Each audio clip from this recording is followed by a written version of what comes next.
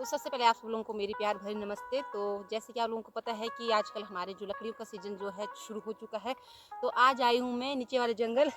तो हमारे ना 3 तरफ जंगल है, एक तो गांव के इस साइड और दूसरा गांव के ऊपर और गांव के नीचे। तो मैं आज ना गांव के निचली साइड को आई हूँ लकड़ियों के लिए। मैं ना पहले ही जब हमारे यहाँ पे पेड़ गिरे थे ना, तो उस टाइम मैंने एक भट्टू इकट्ठा करके रखा था, तो उससे ही लेने में आज आई हूँ। और ये जो लकड़ी है ना बहुत भारी हो गई है।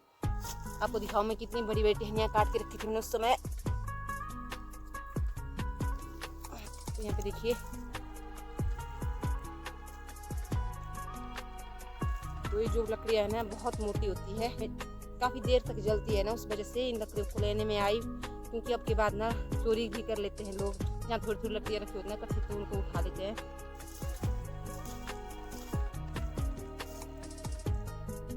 तो मेरा जो भट्टू है ना वो तैयार हो चुका है। तो इस तरह से 2 प्रकार से हम लोग भट्टू बांधते हैं। एक तो बिल्कुल सिंगल रस्सी से ना, दूसरा बांधते हैं हम लोग इस तरह से, आधी लकड़ी नीचे और आधी लकड़ी ऊपर। इस तरह से ना हम लोग कभी जो है ढीला और टाइट हम लोग कर सकते हैं।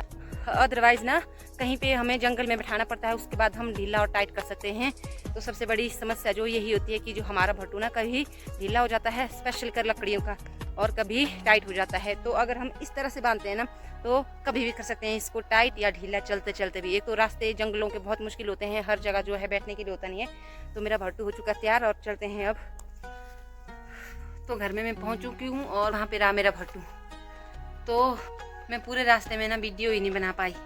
मैं इस तरह से चली, हमारे पहाड़ों में बोलते हैं 100 वांगे भाई हांडी, मतलब 2 पैर और 2 हाथ।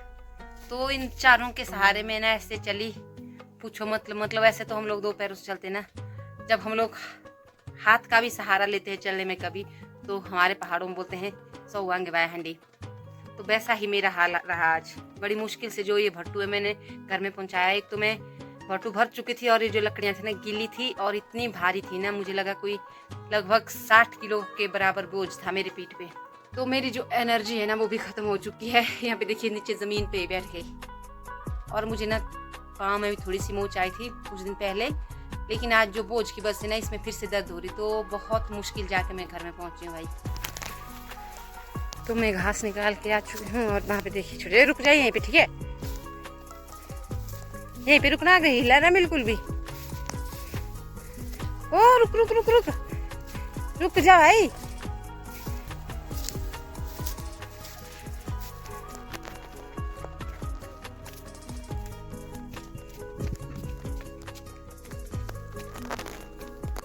दादी भणी, ओ दादी आज कोण दादू वाटती आम्हाला भणी बस माँ भी बनावनी कुछ जानू बनाए थे कि। तो एक काम खत्म होता नहीं तो दूसरा हो जाता है शुरू। फिर गाय के लिए मैं चल पड़ी घास के लिए। दादी बैठ चुकी है खाना बनाने। तो आप नीचे देख सकते हैं सड़क में लोग जा रहे हैं। हमारे पड़ोसी गांव में आज कुछ फंक्शन है, तो उस वजह से सब लोग जो है वहां पे जा रहे हैं।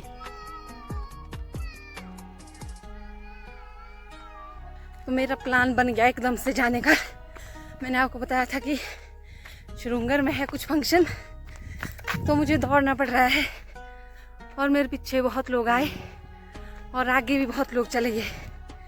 हे भगवान। तो मुझे ना मंशू की बस से जाना पड़ा, क्योंकि वो जिद करके निकल गया। एक तो इतनी भीड़ होगी ना, तो उसे लाने के लिए मुझे आना पड़ा। तो इतनी सब औरतें जा रही है।